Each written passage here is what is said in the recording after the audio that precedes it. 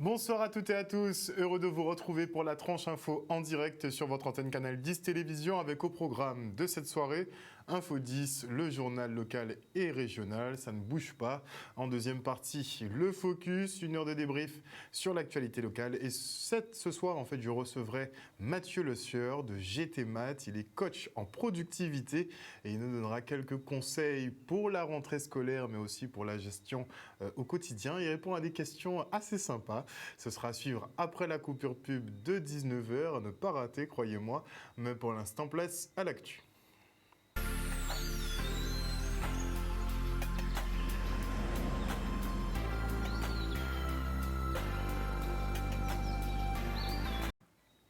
Nous sommes le mercredi 22 septembre 2021 et voici les titres de ce journal. Nous reviendrons évidemment sur la situation épidémiologique en Guadeloupe qui, semaine après semaine, s'améliore. Une bonne nouvelle contrastée par des autorités qui s'attendent un peu au pire.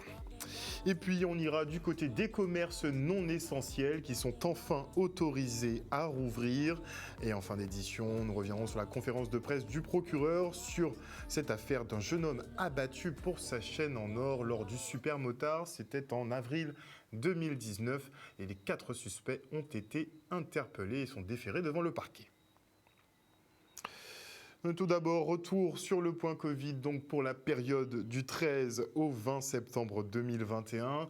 Malgré les bons chiffres, les autorités restent pessimistes et émettent pas mal de réserves pour les jours à venir. 514 cas positifs ont été enregistrés contre 804 la semaine dernière. Le taux d'incidence passe de 213,3 à 136,4. Le taux de positivité passe, lui, de 6,9 à 5,2, soit 1,7 point de moins.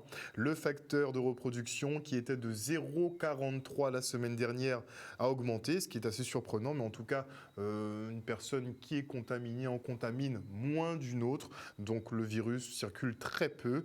Au niveau de l'activité dans les établissements de soins, on compte 82 nouvelles hospitalisations, dont 17 en réanimation. À noter effectivement, puisqu'on ne le rappelle pas assez souvent, la réanimation est maintenant confondue avec les soins critiques, mais les prises en charge ne sont pas les mêmes. Au début de la pandémie, en fait, on a regroupé la réanimation et les soins intensifs, mais ce n'est pas tout à fait la même chose. Ils oublient souvent de le préciser. En tout cas, restent 44 lits de réanimation sur les 98 ouverts pendant la crise. On a déjà divisé par 2, même plus. L'AREA de la polyclinique a d'ailleurs déjà fermé. Et en tout, ce sont 33 patients qui sont actuellement pris en charge dans nos réanimations, dont 21 Covid. Les évacuations sanitaires, vous le savez, sont arrêtées et on déplore effectivement 22 nouveaux décès avec une moyenne d'âge de 69 ans, pardonnez-moi, mais une belle amélioration effectivement comparativement à la semaine dernière où 56 morts étaient comptabilisés et en tout, ce sont 484 personnes qui sont décédées lors de la dernière vague du variant, principalement dû au variant Delta, certes plus contagieux, mais pas forcément plus mortel. Et en ce qui concerne la vaccination, eh bien, elle en recule depuis 2 semaines maintenant. Nous sommes à 41,97% de primo injectés et 28,70% de schéma vaccinal complet. Le confinement a été allégé à compter d'aujourd'hui, vous le savez, et 71 établissements sont autorisés à rouvrir, 58 restaurants, 7 salles de sport et le musée du Rhum à Sainte-Rose qui demandent tous le pass sanitaire pour pouvoir entrer. Et la Fédération de cyclisme, on note aussi qu'elle est autorisée à organiser des courses sur route, mais à huis clos. Ce serait un peu le même principe pour le Tour de Guadeloupe, ce serait à huis clos si ça se fait. En tout cas, on va du côté du Vaccibus de la région Guadeloupe qui a fait une halte aujourd'hui au Bourg des Abîmes. Regardez. Dans un premier temps, la personne, donc, elle remplit un questionnaire et puis ensuite elle est reçue par un personnel soignant qui va lui faire un questionnaire pré-vaccinal, va faire le point avec elle et puis suite à ça, en fait, il y aura l'injection qui sera faite. Si les personnes, il y a des contre-indications ou qu'il y a des risques d'allergie, on les renvoie plutôt sur le centre hospitalier, le CHBT, voire le vaccinodrome. Voilà, on veille à tout ça. C'est des personnes qui ont déjà bien rencontré leur médecin traitant, qui ont échangé avec lui et qui viennent pour se faire vacciner. Et puis des personnes qui ont tout simplement décidé, après réflexion, de se faire vacciner et ils viennent nous voir au Vaccibus. Donc les gens sont libres. Moi, mon médecin m'a conseillé de le faire. Je l'ai écouté. Donc j'ai décidé de me faire vacciner. Donc, et c'est ce que je conseille à tout le monde. Prenez la tâche de votre médecin et il vous dira si vous pouvez le faire ou pas le faire. Alors la décision, je l'avais déjà prise depuis fort longtemps. Mais comme je suis en charge aussi de la mise en place du Vaccibus pour la ville, mon service a été dans la préparation, donc j'ai attendu ce jour-là. C'est relativement calme, hein. On s'attendait à un petit peu plus de monde, c'est calme, mais bon, on est là, de toute façon on est là pour la population. Pour moi c'est important parce qu'il faut qu'on aille il faut qu'on aille vers la vaccination, vers les usagers, qu'on aille vers eux et que ce soit plus facile pour eux parce que des fois les grands centres de vaccination sont excentrés, tout le monde n'a pas un moyen de locomotion, donc voilà, on va vers les usagers. Et puis on va essayer d'aller de plus en plus au plus proche pour que ce soit de plus en plus facile pour eux dans cette démarche de se faire vacciner s'ils le souhaitent. Oui, selon moi c'est important puisque ça rapproche la vaccination pour les gens qui ne peuvent pas se déplacer. Et effectivement, je vois que beaucoup de gens en mobilité réduite sont venus ce matin pour se faire vacciner, donc c'est plus facile pour eux. On est aussi là pour répondre aux questions, c'est-à-dire que ceux qui veulent venir juste pour rencontrer un soignant et échanger, avoir des réponses à leurs questions, ils sont les bienvenus et s'ils repartent sans se faire vacciner, il n'y a pas de souci non plus. On n'est pas du tout là pour juger, on est là vraiment pour accompagner et puis pour expliquer. Aujourd'hui, on est sur les abîmes pour la journée, donc de 8h on part vers 15h30. Et puis demain, on est à Morne-à-l'Eau pour ceux qui veulent venir nous voir, pour se faire vacciner ou juste pour poser des questions, on est à Morne-à-l'Eau. Et vendredi, nous sommes à Vieux-Fort. Un reportage signé Grégory Laps. Et on parle éducation en bref, puisque le 27 septembre prochain, les élèves de primaire, collège et lycée reprendront le chemin de l'école. Les cours seront donc en présentiel pour les 6e et les 5e. Des formats hybrides sont mis en place pour les 4e, 3e et les lycéens avec des jauges à 50%. Le masque est obligatoire en intérieur et en extérieur pour les personnels et les enfants. Bon, pour les enfants, il se pourrait que ce soit négociable, normalement à partir d'un taux d'incidence qui devrait être inférieur à 50. Il y a des pourparlers en ce moment au gouvernement pour essayer d'épargner les enfants.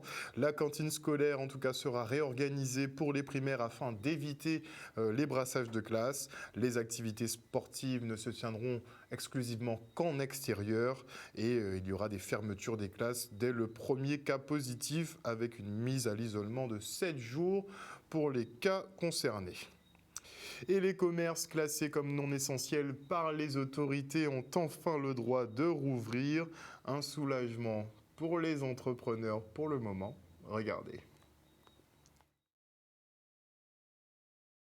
Aujourd'hui, c'est la réouverture. J'espère de tout mon cœur que ça ira.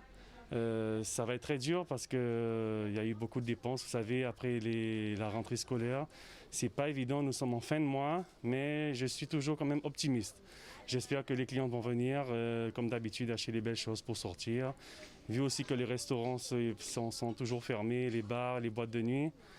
Vous voyez, c'est un cercle. Si tout cela est ouvert, le travail peut reprendre. Mais si ils sont toujours fermés, ça va être très très très dur. Écoutez, ce confinement a été comme pour pas mal de monde compliqué à gérer. Nous avons eu la chance de pouvoir faire un site internet sur Atmosphère Déco que nous avons mis en ligne à partir de la semaine du 17 août. Nous avons eu quelques ventes. Et puis nous avons fait évidemment comme les autres collègues le click and collect sur le magasin. De faire rentrer un peu de sous pour essayer de combler un peu les dettes, que cette remise soit enfin ce dernier confinement et qu'on n'a pas la suspicion d'avoir une 5e vague pour un confinement en mois de décembre. Parce que si aujourd'hui la Guadeloupe ne fait pas attention à ce qu'elle fait, c'est forcément ce qui va nous arriver dans les mois à venir. La reprise, c'est aujourd'hui. Écoutez, on attend les clients. On espère qu'ils seront nombreux et contents de nous retrouver. C'est notre premier jour aujourd'hui, donc on verra comment ça se passe. Mais je pense que les gens avaient hâte de sortir et de reprendre une vie normale, on va dire. C'était très compliqué. On a travaillé avec la moitié du personnel. Le magasin est ouvert, mais vraiment en demi-journée, de 9h à 14h. Et c'était très compliqué, car le mois d'août et le mois de septembre représentent en temps normal 35% de notre chiffre d'affaires annuel par rapport aux vacances et à la rentrée des classes. Le bout du tunnel, ça c'est une bonne question, cher monsieur. Le bout du tunnel, on le verra un jour si les gens se vaccinent, tout simplement. Voilà, donc c'est bien, les gestes barrières, le masque aussi c'est bien, mais bon, on ne va pas garder un masque tout le temps, donc il faudrait bien qu'un jour on s'en sorte. Donc pour moi, la meilleure façon de s'en sortir, c'est de se faire vacciner. Écoutez, moi je pense que politique et préfet font leur job. Maintenant, c'est toujours très compliqué de faire toute une population marcher dans le même sens. On peut comprendre, hein. Mais ce qu'il y a aujourd'hui, c'est qu'il y a vraiment une problématique qu'il faut se poser. Est-ce qu'on peut continuer comme ça à avoir autant de suites, de vagues de confinement? Non, on ne peut pas. Et notez effectivement que les spécialistes de chez nous parlent beaucoup finalement de cette 5e vague qui a même été qualifiée de pédiatrique. C'est vrai qu'on arrive à voir les événements un peu avant qu'ils arrivent. On a des bonnes projections visiblement, mais pas très gaies pour le coup, avec cette 5e vague qu'on nous rabâche déjà. Et les bâtonniers des départements et régions d'outre-mer ont adressé une motion au ministère de la Justice pour des adaptations de l'état d'urgence. Si nous sommes restreints dans nos mouvements et dans nos activités, la justice, elle, suit son cours. Et avec des administrations fermées qui elles-mêmes tournent au ralenti, difficile de respecter certains délais, de quoi desservir les usagers qui, malgré eux, ne peuvent pas mener à bien leur démarche. Regardez. J'ai participé avec les bâtonniers de Pointe-à-Pitre, Martinique, Guyane et La Réunion à l'élaboration d'une motion adressée au ministère de la Justice pour que soient enfin adaptées à nos situations personnelles les mesures qui relèvent de l'état d'urgence. Parce qu'effectivement, l'état d'urgence a été décrété depuis une loi toute récente du 11 septembre. Cette loi, elle va dire que les préfets peuvent à leur gré et pour le bien sanitaire, organiser des couvre-feux, des restrictions sanitaires en tout genre, sauf que la justice, elle, n'a pas suivi ce train-là. Ça veut dire qu'aujourd'hui, en Outre-mer, on est restreint dans les mouvements, mais on n'est pas restreint dans tout ce qui est délai de procédure. On n'est pas restreint, par exemple, lorsqu'un huissier vient vous voir et que vous avez 8 jours pour réagir et que vous devez aller, par exemple, chercher des documents à la mairie, dans une administration quelconque, vous n'avez plus la possibilité de vous prévaloir de l'état d'urgence sanitaire, vous êtes obligé de faire comme s'il n'y avait pas d'urgence sanitaire. Les bâtonniers ont décidé de prendre ce problème en main, puisque lorsqu'il y a eu la première vague, alors qu'il n'y avait pratiquement pas de cas chez nous, il y avait ces ordonnances qui étaient prises et qui permettaient la prolongation des délais, qui permettaient, par exemple, pour un cabinet comme moi qui fait énormément de divorces, c'est ma spécialité, il faut qu'il y ait des pièces d'état civil. Lorsqu'on ne peut pas aller à la mairie, parce que la dite mairie est fermée, parce qu'il a été décidé qu'on n'y avait pas accès, comment font les gens pour respecter les délais qui concernent leur procédure, etc. Il aurait fallu que dans le cadre de l'état d'urgence qui a été décidé au mois de septembre ici, face à la difficulté sanitaire dans laquelle nous sommes, qu'il y ait dans le même temps qu'on ait pensé outre-mer de façon plus large en disant « au fait, on va faire pareil » que pour cette première vague qui avait le mérite de concerner toute la France, là ce n'est plus que nous, et on se rend compte qu'on n'a pas les mêmes, ce n'est pas le même traitement qui est réservé, puisqu'on n'a pas fait toute la panoplie qui permettait aux choses de continuer à marcher normalement. C'est-à-dire qu'aujourd'hui, il va falloir que nous bataillions, et c'est le sens de la motion qui a été prise donc le 15 septembre par les bâtonniers de Martinique, Guadeloupe, Guyane, La Réunion et Mayotte, pour dire qu'il faut que le ministère de la Justice fasse son travail d'adaptation à notre situation. On est dans une situation d'urgence sanitaire. Il faut que les conséquences de cette situation soient prises pour les justiciables. Le 28 avril 2019, alors qu'il assistait au supermotard à Jarry, Marius Coupan a été abattu. Braqué par plusieurs individus à scooter, il tentera de se défendre mais recevra une balle de 9 mm qui lui sera fatale. 2 ans après les faits, 4 suspects ont été interpellés et seront traduits devant la justice. On fait le point avec Patrick Desjardins, procureur de la République du tribunal de grande instance de Pointe-à-Pitre, au micro de Maxime Morel. Effectivement, c'est un meurtre qui était intervenu en avril 2019, le 28 avril, à l'occasion d'une manifestation de motards. Et devant un grand nombre de témoins, 2 hommes sur un scooter étaient arrivés à hauteur de la victime et après lui avoir arraché sa chaîne, n'avaient pas hésité parce que cette victime semblait esquisser un geste de résistance, en tout cas, n'avait pas hésité à ouvrir le feu sur lui à une reprise pour l'atteindre mortellement. C'était une enquête effectivement complexe puisque sur la scène de crime il n'y avait quasiment pas d'indices, hormis une vidéo qui a d'ailleurs circulé sur les réseaux sociaux, qui a d'ailleurs posé question et on pourra y revenir.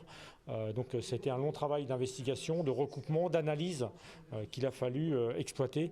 Effectivement, les enquêteurs ont travaillé pendant plus de 24 mois sur ce dossier pour obtenir finalement ce résultat.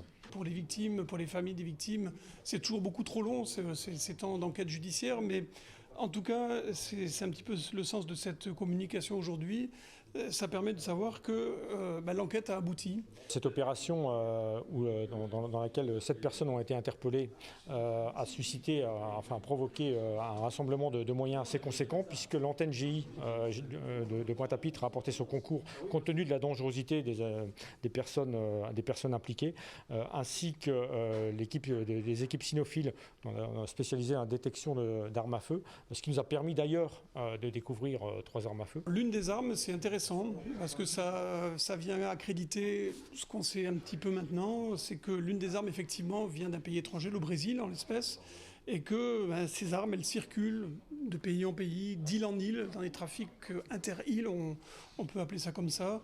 Voilà, et donc c'est la perméabilité de nos frontières sans doute. La Guadeloupe est une île et les embarcations arrivent assez facilement, mais en tout cas on voit des armes qui arrivent assez facilement et des armes encore une fois qui n'arrivent pas entre les bonnes mains en tout cas. Petit focus maintenant sur les artisans taxis de Guadeloupe qui reviennent sur une année de crise Covid. Rythme de travail bouleversé, fin du transport partagé, mesures de sécurité et nettoyage après chaque course font désormais partie de leur quotidien. On les écoute. Depuis la crise Covid, l'activité est au ralenti, bien évidemment, comme l'ensemble du secteur économique. Et c'est une situation sanitaire qui nous a poussé à revoir notre façon de travailler. Après chaque client, nous sommes obligés de nettoyer un peu le véhicule, de passer des désinfectants, d'aérer aussi, puisque souvent les clients nous demandent de mettre l'air conditionné, mais l'air conditionné n'est pas approprié en cette période-là. Donc après avoir déposé le client, nous faisons un peu de nettoyage. On essaie de désinfecter là où tous les gens sont susceptibles de mettre leurs mains et qu'il n'y ait pas d'interaction quand le client vient, parce que le premier réflexe c'est de mettre la main sur le poignet. Et là, il faut toujours désinfecter, on désinfecte à chaque fois. On a un antivirucide. Et le soir, on a ça qu'on met dans la voiture. Il faut fermer la voiture et ça c'est vraiment anti-Covid-19. Et on laisse la voiture fermée la nuit pour que ça puisse tuer tous les germes. Le transport de voyageurs est une activité dans laquelle on est amené à recevoir du public dans un espace clos. Donc il a fallu appliquer le protocole national qui a été mis très tôt en ligne par le ministère des Transports. Mais en Guadeloupe, on a rajouté des petites touches spécifiques, comme par exemple la barrière anti-postillon. Il y a des clients qui respectent, mais il y en a ceux aussi qui viennent, qui te disent qu'ils sont vaccinés, qui ne portent pas le masque et on est dans l'obligation de les faire porter le masque. Des fois, ils me disent oui, mais je suis vacciné, je suis protégé, j'ai fait le test avant de venir. Et puis voilà, j'ai été contrôlé en arrivant, et puis voilà, encore dans le taxi, des fois ils sont énervés, ils sont fâchés, quoi. On les oblige à mettre le masque pour monter dans la voiture. Alors certains d'entre nous se sont équipés, ont mis des plexiglas dans leur véhicule, désinfectent leur véhicule après chaque sortie de client. Et nous sommes en tête de file de taxi à l'aéroport et nous avons du gel hydroalcoolique qui est là pour qu'ils puissent désinfecter les mains avant de monter dans le véhicule. C'est comme les commerçants qui sont confrontés à cette situation. Donc il faut être pédagogue. De toutes les façons, on ne monte pas dans le véhicule si on n'a pas le masque. Toujours penser à avoir des masques en plus. Ça c'est quelque chose, oui mais je n'ai pas mon masque. Non mais vous inquiétez pas, on a des masques en plus. C'est un surcoût financier, il ne faut pas se voiler la face. Néanmoins, j'ai envie de dire que la santé n'a pas de prix. En 1 mois et demi, on a perdu 5 collègues qui ont attrapé le Covid-19 et qui sont décédés. Et pourtant, c'est des chauffeurs qui faisaient très attention, qui respectaient les protocoles et qui étaient reconnus par la profession. Et on est très attristés par cette perte. Bien évidemment, on a de l'espoir. En tant que chef d'entreprise, on vit de notre activité. Mais le principal vecteur, ce sera l'amélioration de la situation sanitaire. Et qu'on soit tous conscients que notre profession, elle est à risque. Au même titre que les soignants, ceux qui font du transport de malades assis sont soumis à l'obligation vaccinale. Donc voilà, je ne peux que l'espérer, mais d'abord que la situation sanitaire s'améliore. N'oubliez pas que les vaccins ne sont pas efficaces à 100%, que leur efficacité diminue avec le temps. Vous avez des couvertures qui vont entre 4 et 6 mois tout au plus. Donc ils ne vous empêchent pas de contracter ou de transmettre la maladie, tout autant effectivement que des personnes qui ne sont pas vaccinées. C'est ce qui ressort de la plupart des nouvelles études. Donc les vaccinés sont assujettis aux mêmes règles finalement que les non-vaccinés. Et notez que justement par rapport à la baisse de cette immunité, la campagne pour la 3e dose a été lancée pour les plus de 65 ans en France, donc en Guadeloupe aussi. Donc pour ceux qui le souhaitent, vous connaissez la démarche. Et les salles de sport autorisées à ouvrir demandent effectivement le pass sanitaire. Alors certains cherchent des solutions pour poursuivre leur activité comme Karukira, Wolf, CrossFit, parce qu'il y a pas mal de personnes en fait dans le milieu du sport qui ne sont pas forcément pour l'injection. Regardez. On va dire en demi-teinte. Parce que les gens ont compris par exemple après la première vague que bouger, faire du sport c'était important. Donc on a réussi à mettre les gens au sport, à leur faire comprendre l'importance du sport. Donc il y a eu une phase où on a pu refaire monter un petit peu le nombre d'adhérents, de regalvaniser un petit peu tout le monde. Et il y a aussi le down, donc des fermetures malgré tout ce qu'on a mis en place. Je prends l'exemple de ce que moi j'ai mis en place, le sport en extérieur, donc pouvoir faire les WOD en extérieur. Également faire appel, ce que j'ai eu donc, au coach particulier. Donc, j'ai été appelé pour faire du coaching particulier, aussi tout ce qui est programmation suivie sur Internet. Donc une programmation qui va être adaptée à la personne, à ses besoins et aussi au matériel qu'elle va disposer, qu'il ou elle va disposer chez lui. En extérieur, moi je vais plus parler du CrossFit, donc le CrossFit possible en extérieur également, donc avec du petit matériel, avec le matériel qu'on va disposer, donc ça peut être du petit matériel, du poids de corps aussi pour ceux qui n'en ont pas, et du matériel un petit peu plus avancé pour ceux qui en disposent également. On prend un petit peu mal. J'ai pu discuter avec certains des collègues.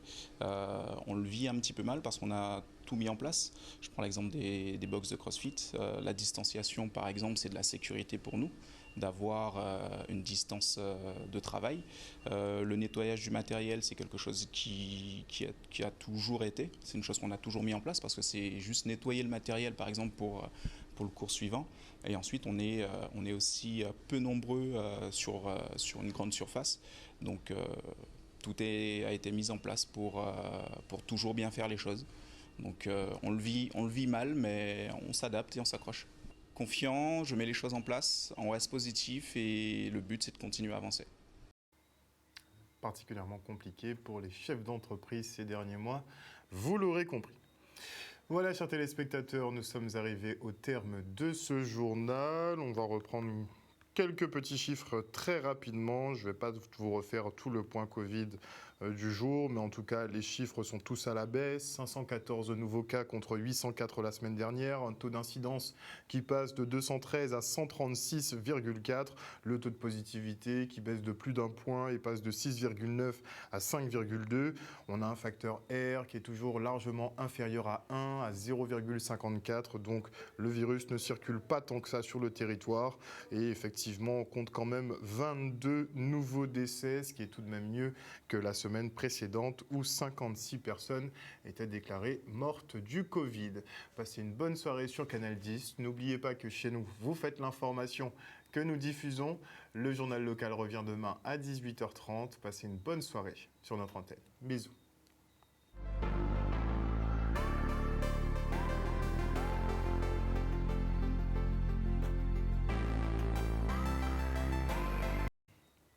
À venir dans la tranche info sur Canal 10, le Focus. Un Focus où l'on recevra aujourd'hui un coach en productivité. Il va être sympa, ça va être très très bien, croyez-moi. Il fait déjà des posts sur Instagram, c'est là où je l'ai repéré. Et franchement, il a une petite pédagogie qui est pas mal du tout. Il s'agit de Mathieu Le Sieur de GT Math. Ce sera donc après la coupure pub. Et avant cela, je dis bonsoir à Kitoun Cyprien. Kitoun Cyprien qui nous dit ça n'a pas qu'à fini même, variant, si variant. Ben, effectivement, et Madame de Nux aujourd'hui, pas Madame de Nux, que dis-je, Madame Bradamantis qui a remplacé Madame de Nux aujourd'hui est encore revenue sur l'éventualité de l'émergence d'un nouveau variant puisque nous avons un réservoir de personnes à contaminer qui est encore assez conséquent vu qu'effectivement le niveau de vaccination est considéré comme bas ici en Guadeloupe. Ce qui est problématique, effectivement, puisque de toute façon, le vaccin ne protège ni de la contamination, ni du fait de contracter la maladie. Ce qu'il réduit visiblement, ce sont les admissions en réanimation et encore les chiffres évoluent, hein, la science évolue. Donc on sera fixé dans quelques semaines, voire quelques mois. En tout cas, bonsoir à Joël Bazide, bonsoir à Lydia Luce, bonsoir à Annie Curier, bonsoir à Marius Labissi, bonsoir à Nadir Jamela, bonsoir à Maude Petitpas, à Georges Boulon, bonsoir à David Mire, bonsoir, à qui d'autre, bonsoir à Teddy Bamberg, bonsoir à Jean-Michel Charlery, j'espère que tu vas bien Jean-Michel, bonsoir à Viviane Coton, bonsoir au général Franck Abar, bonsoir à Odile Zingilet, bonsoir à Jimmy Kamagouva-Alia. Jimmy Kamagouva-Alia qui nous dit « On a parlé des accidents, on ne dit pas que cela est dû aux routes en mauvais état et à l'ensemble des abords des routes pas entretenues.